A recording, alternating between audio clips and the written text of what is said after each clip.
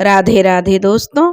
आज हम आपको सुनाएंगे एक गरीब माँ बाप की लाचारी, गरीबी बनी अभिशाप, एक बेटी की बड़ी दुख भरी कहानी।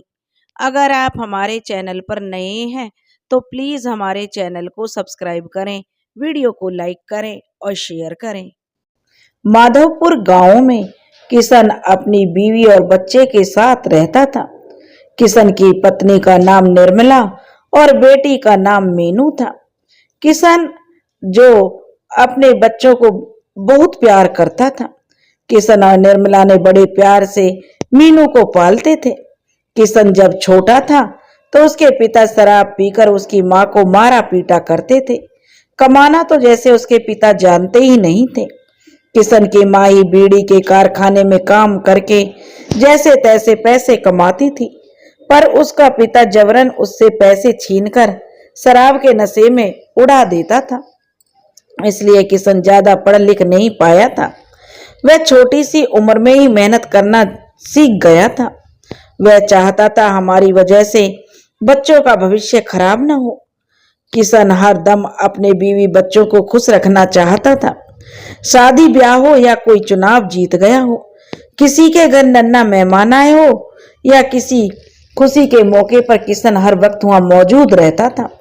ऐसी जगहों पर किशन का हमेशा इंतजार किया जाता था, क्योंकि किशन एक बाजा बजाने का काम करता था।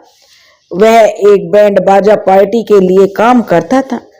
इनके इस बैंड बाजा पार्टी में 5-6 लोग रहते थे। इन लोगों में से किशन का जोश ही सबसे निराला था। वह कहीं पर भी बाजा बजाने लगता तो हर कोई उसका जोश देखकर उसका उत्साह बढ़ाने लगते और ताल पे नाचने लगते थे। लोगों को नाचता देखकर किशन और उसके साथी पसीना बहने तक जोर जोर से बाजा बजाने लगते थे। जब सारा माहौल ठंडा हो जाता, जब सारा कार्यक्रम खत्म हो जाता, तो इनके पार्टी को बस उंगलियों पे ही गिना जाए इतना ही मेहनताना मिल जाता था। हर एक के हिस्से में बस कुछ रुपए आ जाते थे। औरों की खुशियों में 4 चांद लगाने में ये लोग पानी की तरह पसीना बहा देते हैं, पर नाच नाच कर थक चुके लोग इन्हें सही मेहनताना देना जैसे भूल जाते थे। बस जो भी हाथ आता वह उन्हें दे देते और कहते खाना भी खाकर जाना। वह भी ऐसे कहते जैसे उन पर कोई मेहरबानी कर रहे हो। लोगों का उत्साह देखकर जोश में आकर जोर जोर से बैंड बजाना भी एक मेहनत का काम है। देखने वाले और नाचने वाले तो सिर्फ मजे लेकर जाते हैं और उन्हें इनके हाथों के दर्द से कोई मतलब नहीं होता। कभी कभी मोहल्ले के पास कोई कार्यक्रम हो तो किशन वहां बाजा बजाने गया हो तो मीनू भी वहां चली जाती थी और अपने बाबा को इतने उत्साह के साथ बाजा बजाते देखकर बहुत खुश नजर आती थी। शाम को किशन जब घर आता तो चुपके से अपने हाथों पर तेल मलने लगता था। मीनू जब यह देखती तो उसे बहुत बुरा लगता था। वह अपने बाबा से कहती, बाबा क्या बहुत दर्द हो रहा है हाथों में, मैं आपके हाथों की मालिश कर दूं। किशन एक छोटी सी मुस्कान लिए उसके जो अपने पास बिठाकर अपने हाथ उसके सामने कर देता और कहता, तू जब इसे छुएगी तो दर्द अपने आप चला जाएगा। मीनू जो अपने बाबा के हाथों को अपने गालों से लगाती और कहती, बाबा आप ये काम छोड़ दिए ना, क्या कोई दूसरा काम नहीं मिल सकता जिससे आपको तकलीफ ना हो। अरे जिस काम में तकलीफ ना हो, तो किशन कहता, वो काम किस काम का।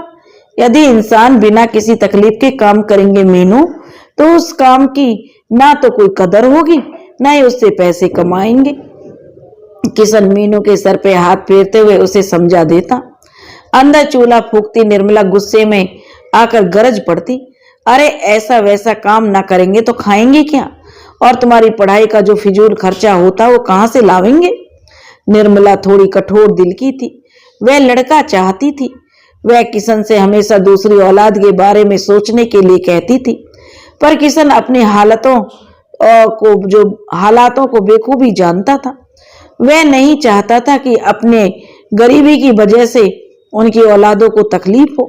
निर्मला उससे झगड़ा करती रहती, कभी कभार टेढ़ी बात भी कह दिया करती थी और गुस्सा भी किया करती थी, पर किशन है कि वह उसे कुछ नहीं कहता, न नाराज रहता, कभी भी ना उसे डांटता और ना कभी उस पर हाथ उठाया। निर्मला जैसी भी हो, किशन उससे खूब प्रेम करता था। मीनू भी पढ़ने में बहुत होशियार थी। वह चौथी कक्षा में पास ही के सरकारी स्कूल में पढ़ती थी। उसे तस्वीर बनाने का बड़ा शौक था। वह तरह तरह की तस्वीरें बनाया करती और उसने अपनी कला के किताब में सबसे पहले पन्ने पर अपने माँ बाप की तस्वीर बना रखी थी। स्कूल में हो या घर पर, वह किताब खोलकर सबसे पहले अपने माँ और बाप की तस्वीर को प्रणाम करती, फिर अपनी पढ़ाई शुरू करती। उसकी यह आदत स्कूल में सभी मास्टरों को बहुत पसंद आती थी। वह हमेशा मीनू की तारीफ किया करते थे। कभी घर पे मीनू किसी सवाल पर अटक जाती तो अपनी माँ से उसका जवाब पूछती, पर माँ अनपढ़ निर्मला को सवाल ही सीधा समझ में नहीं आता तो वह जवाब क्या खाक देती। निर्मला काम में व्यस्त होने का बहाना बनाती और बात को टाल देती, पर शाम को जब किशन घर आता तो वही सवाल जवाब वह अपने पिता से पूछती। किशन आधा अधूरा जवाब दे देता, फिर मीनू बाकी सारा जवाब समझ जाती। कुछ दिनों में मीनू के इम्तिहान आने वाले थे। स्कूल में सभी के इम्तिहान की फीस भरने को कहा गया था। अब ज्यादातर बच्चों के इम्तिहान के वक्त कोई भी कार्यक्रम या जलसा नहीं रखता था। जो रोज कमा कर खाने वाले होते हैं उन्हें ऐसे दिनों में बड़ी कठिनाई होती है। हालात खराब होने की वजह से किसी के पास जमा पूंजी भी नहीं रहती थी। यह बात कि जो स्कूल के इम्तिहान की फीस भरनी है, मीनू ने घर आते ही अपनी माँ को बताई। निर्मला ने कहा, कितनी फीस भरनी है, उसकी रकम कितनी है, ऐसे सवाल किए। मीनू अपनी माँ का चेहरा देखते हुए कहने लगी, अम्मा 500 रुपए भरने हैं। निर्मला अपने दांत चबाते हुए कहने लगी, हाय रे हाय, ज्यादा खर्चा ना हो इसलिए तो तुझे सरकारी स्कूल में भर्ती कराया। अब वहां भी क्या शिक्षा का जो धंधा खोल बैठे हैं, क्या गरीब यूं ही शिक्षा से पीछे रह जाएगा। निर्मला को ऐसे बोलता देखकर मीनू को बड़ा मजा आ रहा था। उसने हंसते हुए कहा, अरे नहीं अम्मा, मैं तो मजाक कर रही थी, कोई 500 रुपए नहीं, सिर्फ 60 रुपए भरने हैं। तो निर्मला कहने लगी, ठहर तो जा जरा, बहुत जवान चलने लगी है तेरी। निर्मला मीनू के पीछे बेलन लेकर दौड़ पड़ी और मीनू हंसते हुए बाहर की ओर चली गई। आज किशन ने घर आने में देर कर दी, पर उसके माथे पर कुछ परेशानियों की लकीर दिखाई दे रही थी। निर्मला ने उससे पूछा, कहाँ थे अब तक, खाना कब से ठंडा हो रहा है, अब बैठे क्या हो, जाओ हाथ मुंह धो लो, मैं खाना लगाती हूँ। जो बात निर्मला को पूछनी थी वह मीनू ने किशन से पूछी। क्या हुआ बाबा, इतने परेशान क्यों लग रहे हो, क्या हाथों में दर्द हो रहा है, मैं तेल मल दूं बाबा। किशन ने एक नजर अपनी मीनू की तरफ देखा और कहा, नहीं मीनू, दर्द नहीं हो रहा, बस जरा सा थक गया हूं, चलो खाना खाते हैं। किशन की बात में दर्द भरी आवाज थी। कुछ तो बात है जो वह छुपा रहा था। किशन की हालत देख मीनू ने स्कूल फीस की बात ना करने का तय किया। तीनों खाना खाकर सो गए। मीनू को नींद लग चुकी थी। किशन और निर्मला अभी जाग रहे थे। निर्मला ने किशन को मीनू के स्कूल के इम्तिहान की फीस की बात बताई और सुबह जाने से पहले मीनू को पैसे देने को कहा। राशन भी कम होता जा रहा है, इतना कहकर वह आंख बंद करके सो गई। किशन अब भी अपने आंखें छत पे जमाए न जाने क्या सोचने लगा। आधी रात बीत जाने के बाद किशन को कब नींद आई उसे पता नहीं चला। अगली सुबह रोज की तरह कोई अपना काम करने लगा तो किशन घर से बस निकलने ही वाला था। हर तरफ लोग अपने कामों में लगे हुए थे। निर्मला ने उसे फीस की बात याद दिला दी। किशन ने मीनू से पूछा, कब भरनी है फीस मीनू बेटा। तो मीनू कहने लगी, अभी 4 दिनों में भरनी है बाबा। किशन ने मुस्कुराते हुए बोला, तो फिर 2 ही दिनों में दे देंगे हम। मीनू ने भी मीठी सी मुस्कान के साथ सिर हिलाया। किशन घर से निकल गया। मीनू भी स्कूल के लिए चली गई। निर्मला अपने घर के कामों में व्यस्त हो गई। दूसरे दिन गांव में एक बड़े आदमी के घर उसके लड़के की सगाई होने वाली थी। यह बात किशन और उसके साथियों को पता चली। वह खुश होकर तुरंत उस आदमी के घर पहुंचे, उस आदमी से मुलाकात की और उन्हें इस खुशी के मौके पर बैंड बाजा बजाने का न्योता देने को कहा। उस आदमी ने खुशी खुशी उन्हें यहाँ जोर शोर से बाजा बजाने का न्योता दे दिया और उन्हें कुछ पैसे भी दिए और कहा कि सगाई के बाद और पैसे मिलेंगे। सभी बेहद खुश हुए। वह उस आदमी का शुक्रिया अदा करके तैयारी में जुट गए। सगाई कल थी, इसलिए किशन और उसके साथी उस भले आदमी को खुश करने के लिए जोरदार तैयारी करने लग गए। किशन के हिस्से कुछ पैसे आ गए थे जो उस आदमी ने न्योता देने के साथ दिए थे। शाम को घर आते वक्त किशन ने थोड़ा बहुत राशन लिया और उसने मीनू के स्कूल की फीस के 60 रुपए पहले ही अलग करके निकाल रखे थे। घर पे मीनू पढ़ाई में लगी हुई थी। किशन चुपके से पीछे जाकर उसकी आंखों पे हाथ रख दिया। मीनू ने बिना देर किए पहचान लिया और कहा, बाबा आप हो क्या? मीनू, किशन कहने लगा। आज भी पहचान लिया बाबा? मीनू कहने लगी। आप ही तो हो जो ऐसे पीछे से आंखें बंद करते हो। अब अम्मा तो ऐसे करने से रही। दोनों यह कहकर हंसने लगे। किशन ने मीनू को 60 रुपए निकाल कर दिए और स्कूल फीस भरने के लिए कहा। निर्मला अंदर से ही राशन के बारे में पूछने लगी। किशन ने तुरंत उसके हाथ में राशन की थैली थमा दी। तीनों रात का खाना खाकर अपने सपनों की दुनिया में खो गए। आज ही शाम किशन और उसके साथियों को जिसके यहाँ सगाई थी वहां जाना था। सबने खूब तैयारी कर रखी थी। सभी उनके ठिकाने पर जमा होकर उस सगाई वाली जगह पे जाने के लिए निकल पड़े। पर रास्ते में ही उन्हें कुछ गाने बजाने की आवाज सुनाई देने लगी। सब एक दूसरे की शक्ल देख रहे थे। उनमें से एक ने कहा, अरे ये गाने बजाने की आवाज तो वहीं से आ रही है। दूसरे ने कहा, कहीं उस सेठ ने किसी और को तो बजाने का न्योता नहीं दे दिया। किशन ने अपनी परेशानी पर जो आश्चर्य की लकीरें लाते हुए कहा, चलो वहीं चलकर देखते हैं माजरा क्या है। सभी उस तरफ निकल गए। वहां जाते ही सबके चेहरे का रंग फीका पड़ गया। सामने साउंड के बड़े से स्पीकर लगे हुए थे। कोई ऑर्केस्ट्रा चला रहा था। जिसकी सगाई थी तो उसने शहर के इस ऑर्केस्ट्रा वाले को बुलाया था। गाने की आवाज काफी तेज थी, जिसकी धुन पर सभी नाचने में मस्त थे। यह नजारा देखकर किशन और उसके साथी तुरंत सेठ जी को खोजकर उसके पास चले गए। सेठ जी घर के आंगन में कुर्सी लगाए मुस्कुरा रहे थे। सामने से उन्हें आते देखकर उनकी मुस्कुराहट चली गई। आंखें नीचे झुक गई। किशन ने सेठ जी से बड़ी नम्रता से पूछा, सेठ जी ये सब क्या है? आपने हमें न्योता दिया था ना, फिर ये सब अब हम क्या करें? सेठ जी भी उन ऑर्केस्ट्रा की बात को लेकर नाराज थे। वो नहीं चाहते थे कि ये ऑर्केस्ट्रा हो, पर उनके लाडले की जिद की वजह से उन्हें खामोश रहना पड़ा। उन्हें इस बात का बड़ा अफसोस था। उन्होंने इन बाजे वालों को बुलाया, पर उनके बेटे ने शायद उनके पेट पर लात मार दी। सेठ ने उन्हें समझा बुझाकर शांत किया और अपनी जेब से उनके बचे हुए पैसे निकाल कर देने लगे। किशन ने पैसे लेने से इनकार कर दिया। जब उन्होंने कुछ काम ही नहीं किया तो फिर किस बात के पैसे लें, ऐसा उसने कहा। पर सेठ जी ने जबरदस्ती करने पर, उनके बाकी साथियों के कहने पर उन्होंने पैसे ले लिए। सेठ जी खुश हुए और उनसे एक सवाल किया, ज्यादातर यह शादी वादी कार्यक्रम तो शाम के वक्त ही होते रहते हैं, फिर दिन में आप क्या करते हो? उनके जवाब में किसी ने कहा कि वह किसी बीड़ी के कारखाने में काम करता है, तो एक ने कहा वह लोहार का काम करता है। किसी ने कुछ तो किसी ने कुछ कहा। किशन खामोश खड़ा रहा। सेठ जी ने उससे भी वही सवाल दोहराया। किशन ने कहा कि उसे जहां भी कोई काम मिलता वह कर लेता है।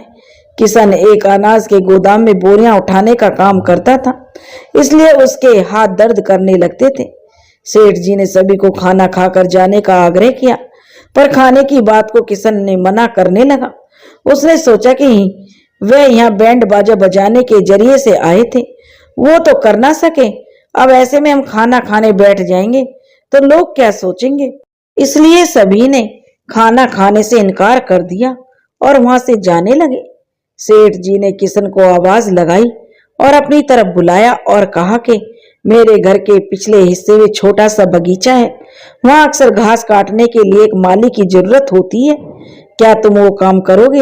रोजाना कुछ ना कुछ काम होता ही है। पैसे की चिंता मत करो, मैं रोजाना का मेहनताना दिया करूंगा।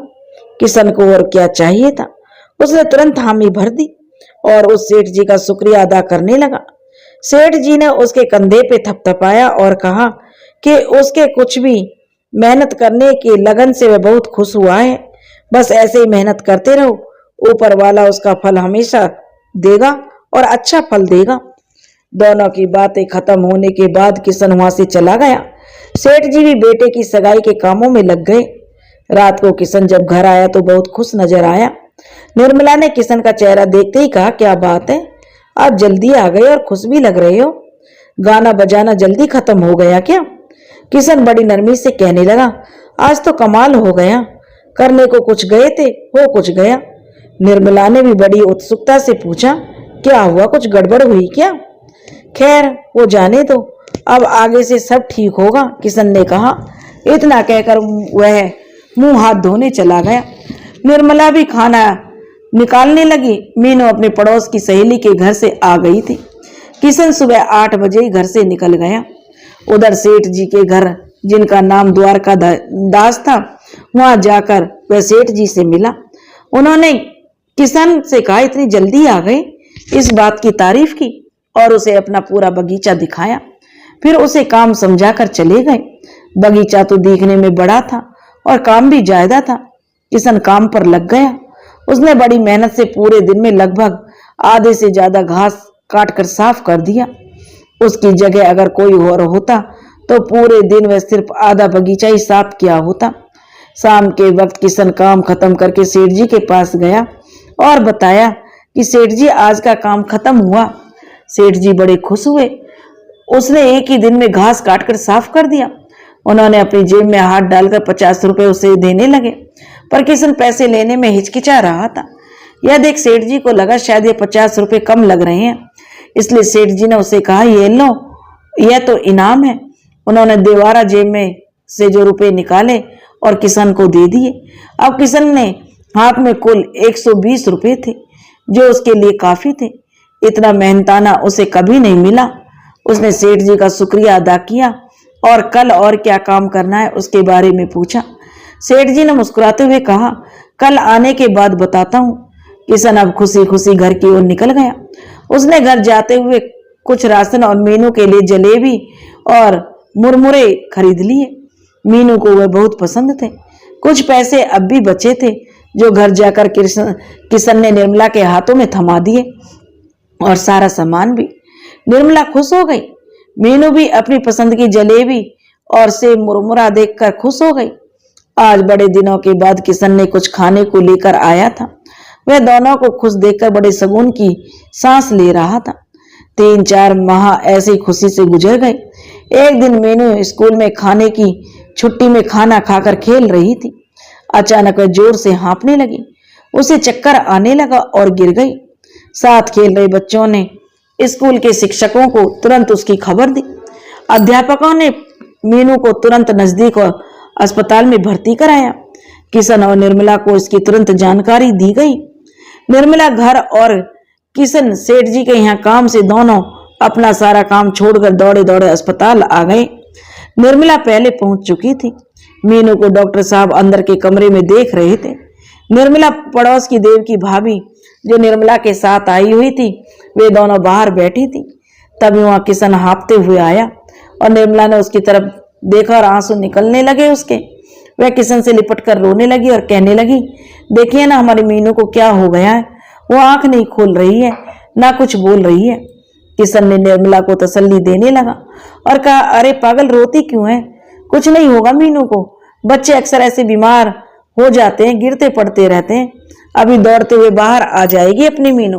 किशन का दिल भी अंदर से रो रहा था, पर निर्मला के सामने उसने अपने आंसुओं को दबाए रखा। और डॉक्टर साहब बाहर आ गए। उन्हें देखकर किशन और निर्मला उनके पास जाकर मीनू का हाल पूछने लगे। डॉक्टर साहब ने उन्हें अपने कमरे में बुलाया और कहा, देखिए मिस्टर किशन, बात यह है। फिर डॉक्टर साहब रुक गए। किशन और निर्मला घबराते हुए कहने लगे, डॉक्टर साहब आखिर बात क्या है? डॉक्टर साहब ने उन्हें धीरे से काम लेने को कहा और आगे कहने लगे, दरअसल बात यह है कि मीनू के दिल में एक छोटा सा छेद है, उसका तुरंत ऑपरेशन करना पड़ेगा, वरना। तो किशन कहने लगा, वरना क्या डॉक्टर साहब? तो डॉक्टर साहब कहने लगे कि सबने नजरें झुका ली। डॉक्टर साहब के पूछने लगे, कहने लगे, मीनू की जान को खतरा भी हो सकता है। डॉक्टर साहब ने कहा। कुछ पल के लिए वहां सन्नाटा छा गया। किशन और निर्मला बस एक दूसरे को देख रहे थे। उनकी हालत देखकर डॉक्टर साहब ने उन्हें समझाया, यह ऑपरेशन के बाद मीनू बिल्कुल ठीक हो जाएगी। निर्मला तुरंत उन्हें ऑपरेशन करके मीनू को ठीक करने की विनती करने लगी। किशन अपने आंसुओं को पलकों में दबाए डॉक्टर साहब से ऑपरेशन का खर्चा कितना होगा पूछने लगे।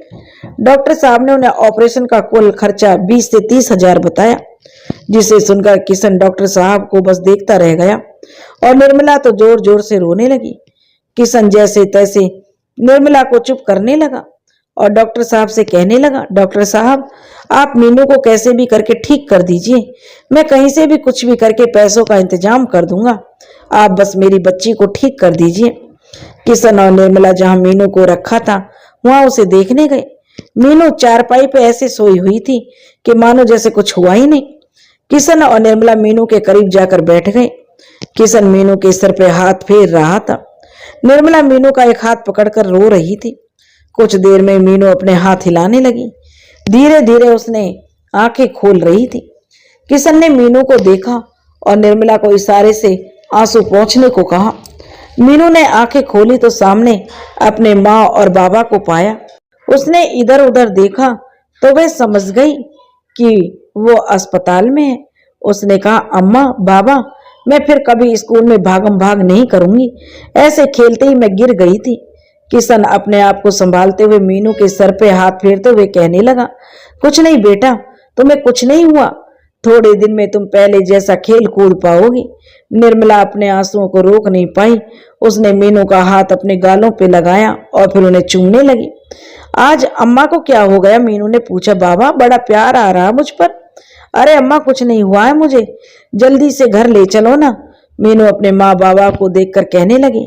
निर्मला के मुंह से एक शब्द भी नहीं निकल रहा था। किशन ने मीनू से कहा, हाँ मीनू हम जल्दी ही घर चलेंगे। मीनू को समझाकर किशन कहने लगा, मैं अभी आता हूँ। वह अस्पताल के बाहर एक पेड़ के नीचे किशन अपने कुछ दोस्तों के साथ बैठा था। वह बड़ी गहरी सोच में डूबा हुआ था। उसके दोस्तों ने उसे कई तरह के राय विचार दिए पर किशन को कुछ समझ नहीं आ रहा था। अचानक से किशन खड़ा हुआ। उसने अपने एक दो दोस्तों को वहीं अस्पताल में रुकने को कहा और वह एक दोस्त को लेकर कहीं चला गया। देर रात किशन अस्पताल लौट आया। वह मीनू के वार्ड के बाहर ही एक कुर्सी पे अपना सर नीचे झुकाए बैठा था। उसका दोस्त उसके साथ नहीं था। निर्मला मीनू के पास सोई हुई थी। किशन ने अपना चेहरा नीचे छुपाए ही वह जहां गया था वहां क्या हुआ वह सब उसे याद आने लगा। किशन और उसका दोस्त किशन जो अभी जहां काम कर रहा था उस सेठ जी के घर गया था। जैसे वे दोनों उसके गेट के पास पहुंचे उन्हें वहां काफी भीड़ दिखाई दी। पता नहीं चल रहा था कि क्या हो रहा है। दोपहर को किशन जब काम से अस्पताल की ओर आ रहा था तब ना तो कोई भीड़ थी और ना ही कुछ हुआ था। किशन को समझ में कुछ नहीं आ रहा था। वह धीरे धीरे अपने कदमों को आगे बढ़ा रहा था। आगे के कुछ लोग सफेद लिबास पहने हाथ जो बंद मतलब जोड़कर खड़े थे। किशन और आगे गया। आगे का नजारा देखकर उसकी आंखों के सामने अंधेरा छा गया। आंगन के बीचों बीच सफेद कपड़े में एक शव रखा हुआ था। वह शव किशन के सेठ जी की थी। किशन उनकी इस तरह रखे शव को देखकर बहुत दुखी हो गया। यह वही सेठ जी थे जिस पर किशन को उम्मीद थी कि वह अब सेठ जी से मीनू के इलाज के लिए पैसे ले सकता है। किशन एक जगह बैठा सोच रहा था कि अभी दोपहर में तो सेठ जी भले अच्छे थे, मुझे कहा था कि अस्पताल जाकर मीनू की खैरियत देखो और मुझे बताओ, किसी भी चीज की जरूरत हो तो मुझसे कहना। पर यहाँ आकर यह सब देखकर किशन का दिमाग ने काम करना बंद कर दिया। वह थोड़ी देर बाद उठा और सेठ जी के बेटे के पास गया। उनका बेटा घर के दरवाजे पर खड़ा था। उसकी आंखों में आंसू थे। किशन उनके पास जाकर पूछने लगा, यह सब कैसे हुआ? उसने बताया कि उसके पापा को अचानक दिल का दौरा पड़ा और वो चल बसे। ऐसे अचानक जाने से सभी को दुख हुआ है, पर किशन किस दुख में किस दुविधा में था यह तो वही जानता था। किशन सेठ जी का क्रियाकलाप करके अस्पताल आया था। जब आंख खुली तो किशन के चेहरे पे सूरज की किरणें पड़ रही थी। वह इधर उधर देखता और कुर्सी से उठकर खड़ा हो गया। उसने अंदर जाकर मीनू को एक नजर देखा। मीनू सो रही थी। उसकी खटिए के नीचे पास में निर्मला बैठे बैठे सो रही थी। किशन जैसे ही बाहर आया, उसके कुछ दोस्तों ने उसके लिए चाय और नाश्ता लाए थे। किशन ने उनसे यह सब लाने के लिए क्या जरूरत थी कहा। उसके दोस्तों ने उसे समझाया कि यह तो उनका फर्ज था। किशन निर्मला और मीनू को चाय नाश्ता देकर दोस्तों के साथ बाहर आ गया। उसके दोस्तों ने एक छोटी सी पोटली निकाली और किशन के हाथों में थमा दी। उसमें कुछ रुपए थे। किशन ने उन्हें पहले तो लेने से मना कर दिया, पर दोस्तों ने जब जबरदस्ती करने पर की तो उन्होंने ले लिया और उनका एहसान मानने लगा। उस पोटली में कुल 6,000 रुपए थे। किशन तुरंत उसे डॉक्टर के साहब के पास ले जाकर जमा करवाया और बाकी पैसे जल्दी लाने का वादा किया। किशन एक बार फिर सेठ जी के बेटे से मिलना चाहता था। उसने फिर अपने एक दोस्त को साथ लेकर सेठ जी के घर चला गया। सेठ जी का बेटा अजय, जो घर में अपने मेहमानों के संग बातचीत करने में लगा हुआ था। किशन ने अजय के पास खड़े एक आदमी को इशारा किया कि वह अजय को यहाँ बुलाए। अजय ने तुरंत पीछे मुड़कर देखा। वह उसके पास चला गया। उसने किशन से कहा कि तुम हमारे बगीचा में काम करते हो ना? पिताजी ने तुम्हारा जिक्र किया था और कहा था तुम्हारी मदद करें। कैसी है तुम्हारी बेटी अब? किशन अपनी नजरें झुकाए और हाथ जोड़े कहने लगा कि डॉक्टर साहब ने कहा उसके दिल में छेद है, तुरंत ऑपरेशन करना पड़ेगा, वरना। किशन बस इतना ही बोल पाया। अजय ने उसे तसल्ली दी और कहा सब ठीक हो जाएगा। उसने अपनी जेब से कुछ पैसे निकाले और किशन के हाथों में थमा दिया और कहा कि यह कुछ पैसे रख लो, पिताजी की तरफ से। मैं 2-3 दिन में शहर जा रहा हूं, अपनी बेटी का ख्याल रखना। इतना कहकर वह अपने मेहमानों की ओर चला गया। किशन भी वापस अपने कदम अस्पताल की ओर बढ़ा दिए। जाते हुए उसने पैसे गिने तो वे पूरे 10,000 थे। किशन को अजय पे काफी नाज हुआ। वह उसे दुआएं देने लगा। किशन के दोस्त ने कहा कि इस दुनिया में अभी भी अच्छे लोग बाकी हैं। किशन ने 4-5 दिन में करीब 20,000 रुपए जमा किए थे और वह डॉक्टर से ऑपरेशन करने की गुजारिश करने लगा। डॉक्टर अब भी ऑपरेशन करने के लिए तैयार नहीं थे। वह किशन को समझाने लगा, ऑपरेशन में कुल खर्चा 25 से 30,000 आना है। कुछ डॉक्टरों को बाहर से बुलाना पड़ेगा और इसकी दवाइयां भी ज्यादा लगनी है, तो पूरे पैसा जमा किए बिना ऑपरेशन नहीं हो सकता। डॉक्टर ने उन्हें एक सलाह दी कि वो मीनू को अभी घर ले जाए, कुछ दवाइयां लिखकर देंगे। उसे मीनू को बराबर देने को कहा। 2-4 दिनों में जब पैसे जमा हो जाएं, तब मीनू का ऑपरेशन करेंगे, पर मीनू को जो उन्हें खास ध्यान रखने को कहा। किशन और उसके दोस्तों ने डॉक्टरों से बहुत मिन्नतें की, पर वह नहीं माना। परेशान होकर किशन के दोस्तों ने उसे बाहर जो लाए और कहा कि अभी मीनू को घर ले चलते हैं किशन, कहीं से तो पैसों का इंतजाम करके मीनू बिटिया का इलाज करवाएंगे। दोस्तों की हमदर्दी देखकर किशन अपने आंसू पोंछने लगा और वह मीनू के वार्ड में चला गया। निर्मला मीनू के पास बैठी हुई थी। किशन ने अपना सारा सामान लेने को कहा और मीनू जो खटिए पे बैठी हुई थी उसे घर चलने को कहा।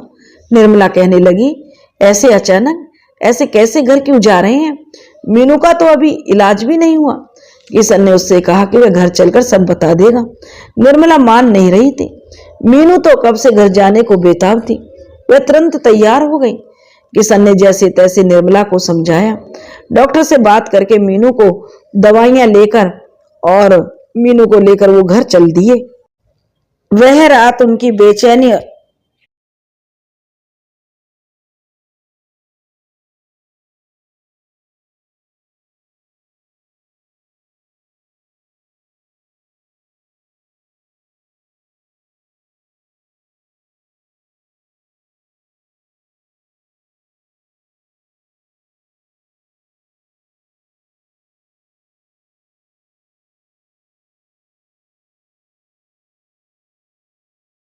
उसने इधर उधर देखा तो वह समझ गई कि वो अस्पताल में है।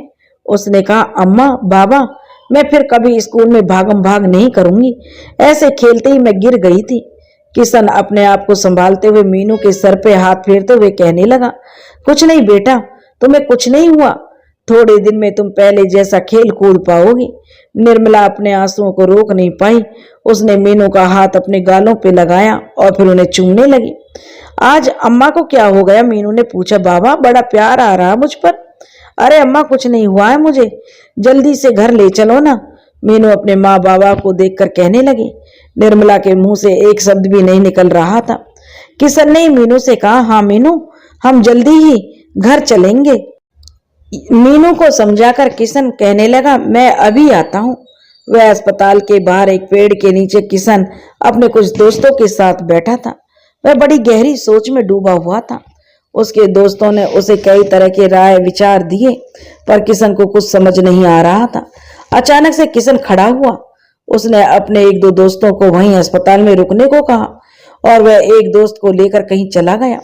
देर रात किशन अस्पताल लौट आया। वह मीनू के वार्ड के बाहर ही एक कुर्सी पे अपना सर नीचे झुकाए बैठा था। उसका दोस्त उसके साथ नहीं था। निर्मला मीनू के पास सोई हुई थी। किशन ने अपना चेहरा नीचे छुपाए ही वह जहां गया था वहां क्या हुआ वह सब उसे याद आने लगा। किशन और उसका दोस्त किशन जो अभी जहां काम कर रहा था उस सेठ जी के घर गया था। जैसे वे दोनों उसके गेट के पास पहुंचे, उन्हें वहां काफी भीड़ दिखाई दी। पता नहीं चल रहा था कि क्या हो रहा है। दोपहर को किशन जब काम से अस्पताल की ओर आ रहा था तब ना तो कोई भीड़ थी और ना ही कुछ हुआ था। किशन को समझ में कुछ नहीं आ रहा था। वह धीरे धीरे अपने कदमों को आगे बढ़ा रहा था। आगे के कुछ लोग सफेद लिबास पहने, हाथ जो बंद मतलब जोड़कर खड़े थे। किशन और आगे गया। आगे का नजारा देखकर उसकी आंखों के सामने अंधेरा छा गया। आंगन के बीचों बीच सफेद कपड़े में एक शव रखा हुआ था। वह सब किशन के सेठ जी की थी। किशन उनकी इस तरह रखे शव को देखकर बहुत दुखी हो गया। यह वही सेठ जी थे जिस पर किशन को उम्मीद थी कि वह अब सेठ जी से मीनू के इलाज के लिए पैसे ले सकता है। किशन एक जगह बैठा सोच रहा था कि अभी दोपहर में तो सेठ जी भले अच्छे थे। मुझे कहा था कि अस्पताल जाकर मीनू की खैरियत देखो और मुझे बताओ, किसी भी चीज की जरूरत हो तो मुझसे कहना। पर यहाँ आकर यह सब देखकर किशन का दिमाग ने काम करना बंद कर दिया। वह थोड़ी देर बाद उठा और सेठ जी के बेटे के पास गया। उनका बेटा घर के दरवाजे पर खड़ा था। उसकी आंखों में आंसू थे। किशन उनके पास जाकर पूछने लगा, यह सब कैसे हुआ। उसने बताया कि उसके पापा को अचानक दिल का दौरा पड़ा और वो चल बसे। ऐसे अचानक जाने से सभी को दुख हुआ है, पर किशन किस दुख में, किस दुविधा में था, यह तो वही जानता था।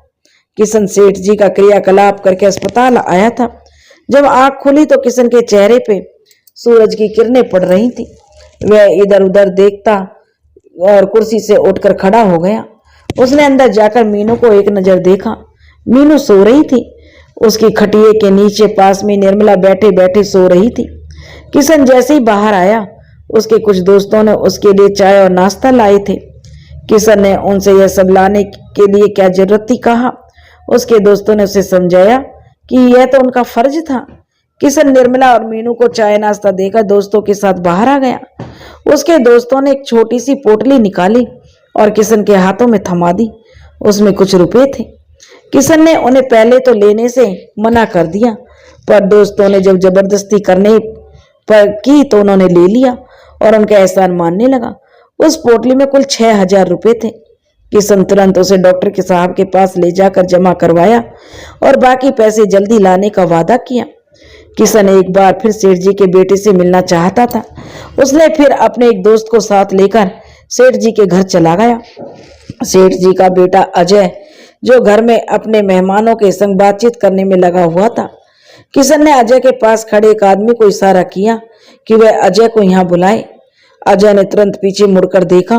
वह उसके पास चला गया। उसने किशन से कहा कि तुम हमारे बगीचा में काम करते हो ना, पिताजी ने तुम्हारा जिक्र किया था और कहा था तुम्हारी मदद करें। कैसी है तुम्हारी बेटी अब। किशन अपनी नजरें झुकाए और हाथ जोड़े कहने लगा कि डॉक्टर साहब ने कहा उसके दिल में छेद है, तुरंत ऑपरेशन करना पड़ेगा वरना। किशन बस इतना ही बोल पाया। अजय ने उसे तसल्ली दी और कहा सब ठीक हो जाएगा। उसने अपनी जेब से कुछ पैसे निकाले और किशन के हाथों में थमा दिया और कहा कि यह कुछ पैसे रख लो, पिताजी की तरफ से मैं 2-3 दिन में शहर जा रहा हूं, अपनी बेटी का ख्याल रखना। इतना कहकर वह अपने मेहमानों की ओर चला गया। किशन भी वापस अपने कदम अस्पताल की ओर बढ़ा दिए। जाते हुए उसने पैसे गिने तो वे पूरे 10,000 थे। किशन को अजय पे काफी नाज हुआ। वह उसे दुआएं देने लगा। किशन के दोस्त ने कहा कि इस दुनिया में अभी भी अच्छे लोग बाकी हैं। किशन ने 4-5 दिन में करीब 20,000 रुपये जमा किए थे और वह डॉक्टर से ऑपरेशन करने की गुजारिश करने लगा। डॉक्टर अब भी ऑपरेशन करने के लिए तैयार नहीं थे। वह किशन को समझाने लगा, ऑपरेशन में कुल खर्चा 25 से 30,000 आना है। कुछ डॉक्टरों को बाहर से बुलाना पड़ेगा और इसकी दवाइयां भी ज्यादा लगनी है, तो पूरे पैसा जमा किए बिना ऑपरेशन नहीं हो सकता। डॉक्टर ने उन्हें एक सलाह दी कि वो मीनू को अभी घर ले जाए, कुछ दवाइयां लिखकर देंगे। उसे मीनू को बराबर देने को कहा। 2-4 दिनों में जब पैसे जमा हो जाएं, तब मीनू का ऑपरेशन करेंगे, पर मीनू को जो उन्हें खास ध्यान रखने को कहा। किशन और उसके दोस्तों ने डॉक्टरों से बहुत मिन्नतें की, पर वह नहीं माना। परेशान होकर किशन के दोस्तों ने उसे बाहर जो लाए और कहा कि अभी मीनू को घर ले चलते हैं किशन, कहीं से तो पैसों का इंतजाम करके मीनू बिटिया का इलाज करवाएंगे। दोस्तों की हमदर्दी देखकर किशन अपने आंसू पोंछने लगा और वह मीनू के वार्ड में चला गया। निर्मला मीनू के पास बैठी हुई थी। किशन ने अपना सारा सामान लेने को कहा और मीनू जो खटिए पे बैठी हुई थी उसे घर चलने को कहा। निर्मला कहने लगी, ऐसे अचानक, ऐसे कैसे घर क्यों जा रहे हैं? मीनू का तो अभी इलाज भी नहीं हुआ। किशन ने उससे कहा कि वह घर चलकर सब बता देगा। निर्मला मान नहीं रही थी। मीनू तो कब से घर जाने को बेताब थी। वह तुरंत तैयार हो गई। किशन ने जैसे तैसे निर्मला को समझाया। डॉक्टर से बात करके मीनू को दवाइयां लेकर और मीनू को लेकर वो घर चल दिए।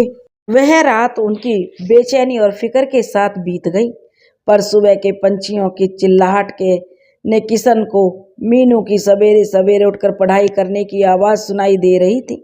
वह उठा तो अपनी आंखें मली और मीनू की तरफ एक नजर देखा। वह गहरी नींद में थी। कितना मासूम चेहरा लग रहा था उसका। किशन मन ही मन उसे देखकर सोचने लगा, मीनू का इलाज होते ही घर में फिर से उसकी आवाज, उसकी शरारत, उसका बड़बड़ाना गूंजने लगेगा। निर्मला रसोई में थी। किशन उठा और दातुन करते ही यही सोचने लगा कि इलाज के बाकी के पैसे कैसे जमा करें। मुंह हाथ धोने के बाद निर्मला ने उसे चाय दी और वह भी पैसों के बारे में पूछने लगी। किशन के पास इस वक्त कोई जवाब नहीं था। उसने सिर्फ उसे तसल्ली दी कि कहीं ना कहीं से तो इंतजाम कर लेगा। किशन पूरा दिन इधर से उधर मारा मारा फिरता रहा। हर जान पहचान वाले के दरवाजे पर दस्तक दी, पर सभी ने हाथ खड़े कर दिए। पूरा दिन यूं ही बीत गया। शाम का वक्त था। मीनू घर में खटिए पे सोई हुई थी। निर्मला चावल चुनने में व्यस्त थी। किशन आंगन में अपने कुछ दोस्तों के साथ बैठा बातें कर रहा था। उनमें चर्चा चल रही थी कि बाकी के पैसे कैसे जुटाए जाएं। किशन गरीब था। उसके पास न जमीन थी और न ही गहने थे जिसे बेचकर वह मीनू का इलाज कर सके। किशन के 2 दोस्तों ने कहीं से 4,000 का इंतजाम किया और वह लाकर किशन को दे दिए। किशन को थोड़ी राहत मिली। वह अपने दोस्तों का शुक्रिया अदा करने लगा। उसके दोस्तों ने कहा, यह तो उनका फर्ज था, मीनू हमारी भी तो बेटी है। किशन और उसके दोस्तों ने तकरीबन 20,000 का इंतजाम किया था। अब बस 5,000 और जोड़ना था। किशन फिर अपने सेठ जी के घर चला गया, उनके बेटे अजय से मिलने। उसे लगा अगर वह और थोड़ी मदद मांगे तो वह मना नहीं करेगा। किशन जब वहाँ पहुँचा तो पता चला अजय घर पर नहीं है, वह शहर जा चुका है। किशन अपनी किस्मत पर रोता हुआ वहाँ से खाली हाथ लौट आया। 3 दिन गुजर गए, पर अभी भी 5,000 का इंतजाम नहीं हो सका। मीनू की तबीयत अब बिगड़ते जा रही थी। किशन और निर्मला फिर से उसे अस्पताल लेकर गए।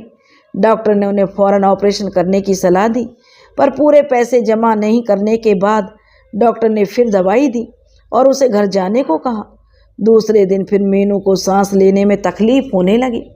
किशन और निर्मला मीनू के पास बैठे भगवान से प्रार्थना करने लगे कि उनकी मीनू को बचा ले प्रभु। एक शाम सूरज अपनी गर्म किरणों को छुपा चुका था। यहाँ घर में निर्मला एक दीवार से जो टिके हुए बैठी थी। वह अजीब दिख रही थी। उसके बाल बिखरे हुए थे, आंखें लाल थी, उनमें सूजन बढ़ी हुई थी। निर्मला के आसपास कुछ लोग बैठे हुए थे। निर्मला जहाँ बैठी थी ठीक उसके ऊपर दीवार पर एक सुंदर सी तस्वीर लगी हुई थी। उस तस्वीर पर फूलों की माला चढ़ी हुई थी। कितनी सुंदर लग रही थी वह तस्वीर, मानो अभी बोल पड़ेगी। वह सुंदर तस्वीर प्यारे मीनू की थी। वो तस्वीर बेचारी मीनू, सबकी प्यारी मीनू अब भगवान को प्यारी हो चुकी थी। आज उसका चौथा था। कुछ लोग उसकी तैयारी में लगे हुए थे, पर किशन कहीं नजर नहीं आ रहा था। शायद वह कुछ सामान लेने गया होगा। किशन अपने गले में बाजा लटकाए उसे धीमे धीमे बजाते हुए हर घर के दरवाजे पे जाता और पूछता कि मीनू आई थी क्या यहाँ? खेलते खेलते कहीं आपके घर तो नहीं आई? उस घर के लोग हैरान होकर सिर्फ ना में सिर हिलाते। किशन फिर अपने कदम दूसरे घर की ओर बढ़ाता। वह चलते चलते कुछ बड़बड़ा रहा था। वह कह रहा था, ये मीनू भी ना आजकल बहुत परेशान करने लगी है, एक जगह टिकती नहीं है। किशन हर दरवाजे पे जाता, बाजा बजाता और यही सवाल पूछता, मीनू आई है क्या? महज चंद रुपए ना होने की वजह से एक मासूम बच्ची को जान गंवानी पड़ी। पूरे दुनिया में की तो बात ही छोड़ो, सिर्फ अपने हिंदुस्तान में ही न जाने कितनी जाने सिर्फ पैसों की वजह से चली जाती हैं। आज ज़रूरत है हर इंसान को अपनी इंसानियत दिखाने की, एक दूसरे की मदद करने की, ताकि फिर कोई मासूम को अपनी जान न गंवानी पड़े। दोस्तों, अगर आपको यह कहानी पसंद आई हो तो प्लीज़ हमारे चैनल को सब्सक्राइब करें, वीडियो को लाइक करें और शेयर करें। राधे राधे।